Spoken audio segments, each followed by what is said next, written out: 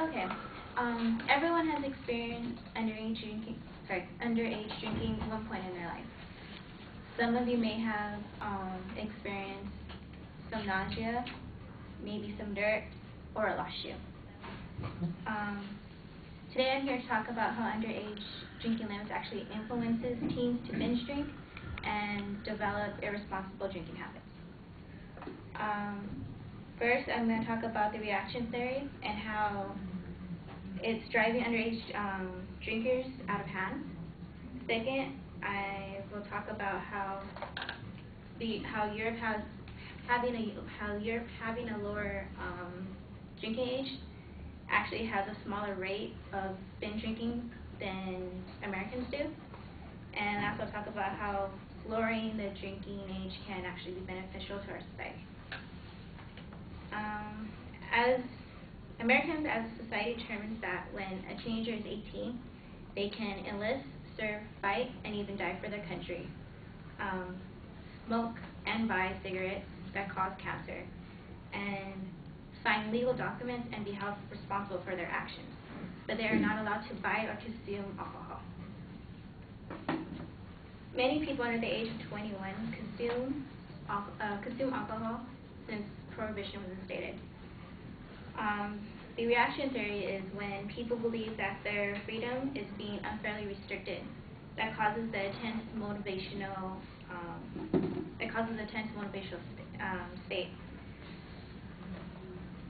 An example of this is when a professor from West Virginia University named Stephen Booth Butterfield did an experiment with a child. He had two toys that were exactly the same, except one he put behind a glass container and the other one was free. He told the child that he could play with the free toy, but when he did that, he basically put a rule in front of him. So the child totally ignored the toy and went after the one in the glass, continuously banging on it, trying to get it,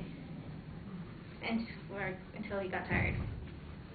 As teens have the opportunity, when they do have the opportunity to drink, they do so irresponsibly. And because it's seen as a forbidden fruit and symbol of adulthood, they tend to go out of hand. Cross-cultural research indicates attitudes towards alcohol play an influential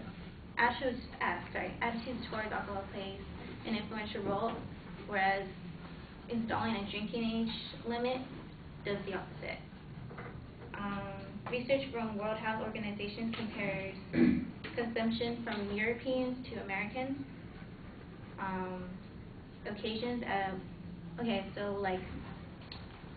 When Americans drink, about half the time they get to the point of intoxication, whereas Europeans drink, there's a very small ratio where they drink and they're not falling over or in the gutter or anything like that.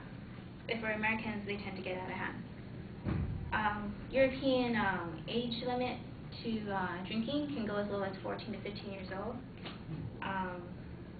The teenagers and kids in Europe are more likely tend to not binge drink.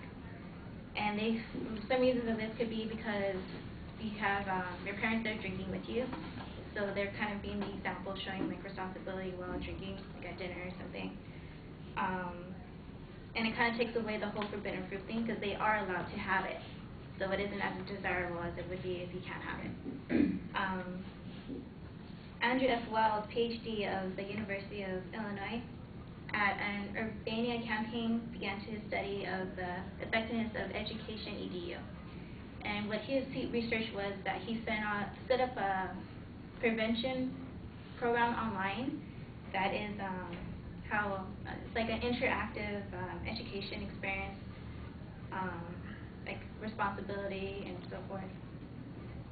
So his results were substantially through the program that they were reduced the consequences of high-risk drinking. And it was the first result they actually have given of education programs working. According to the National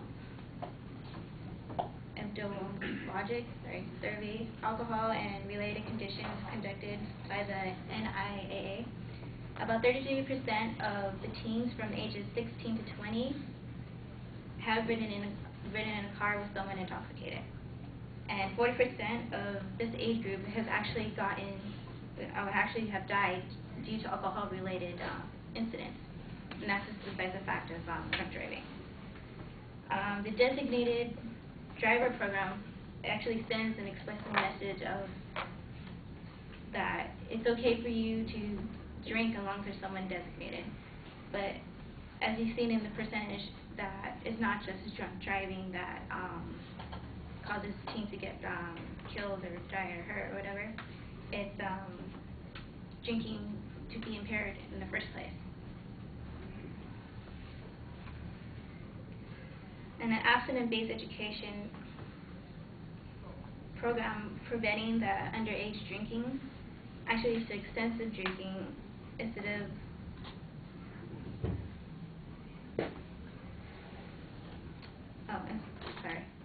the abstinence-based prevention programs actually make teens drink excessively, which leads to community negative impacts on the community.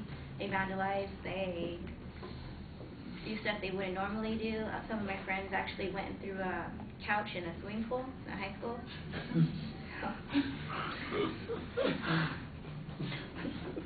So with changing our standards on the age of limits of buying alcohol, along with responsible education and skills and teens drinking with their parents to take away the forbidden fruit factor, teens won't see binge drinking as a desirable thing to do.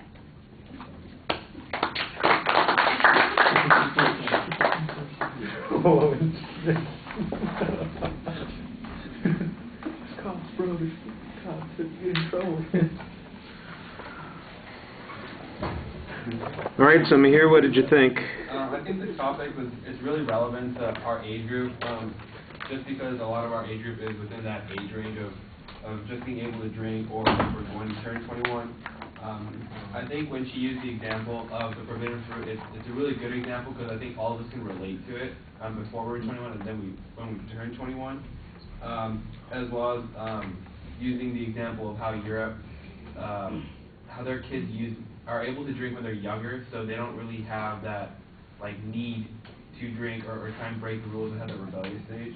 Kind of to improve, I guess a little bit more emotion in the speech, because there's a lot of facts and whatnot, but I guess how you personally stand on the issue and the subject, and maybe a little bit more practice so you kind of know the material a little bit better and you can not be looking down and better eye contact, and just a couple of random pauses, so you kind of weed those out. But otherwise, the topic was really good, it's really relevant, and I think you did really well with it.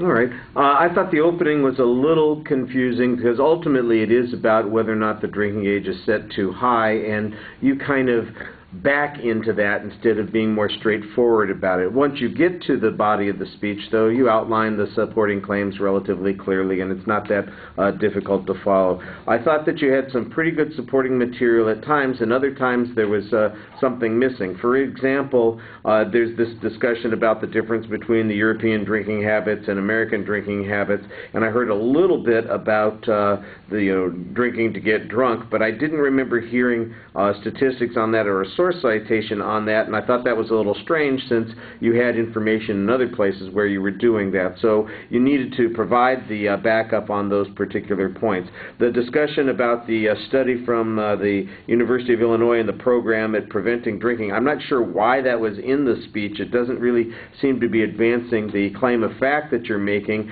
that it's the high level of drinking ages that are contributing to this problem. It sounded more like this is a discussion of an alternative that might be an effective way to address that issue, and I'm not sure that they are mutually exclusive. I'd agree a little bit with what Mihir was saying about personalizing a little bit. I think you probably heard how everybody reacted when you told the story of your friends putting the couch in the swimming pool, for instance, and they seem a little bit more engaged when you're talking about that way. On the presentation issues, I will disagree with him. I thought your eye contact was very effective most of the time. I only saw you looking down for the most part when you needed a key piece of information, and every time I looked up, it seemed like you were talking to the audience. I thought you had a lot of natural indicators where you were speaking speaking, but I would agree that the pacing is a little bit awkward. You get stuck in a couple of places, and that undermines the presentation a bit. All right, thank you.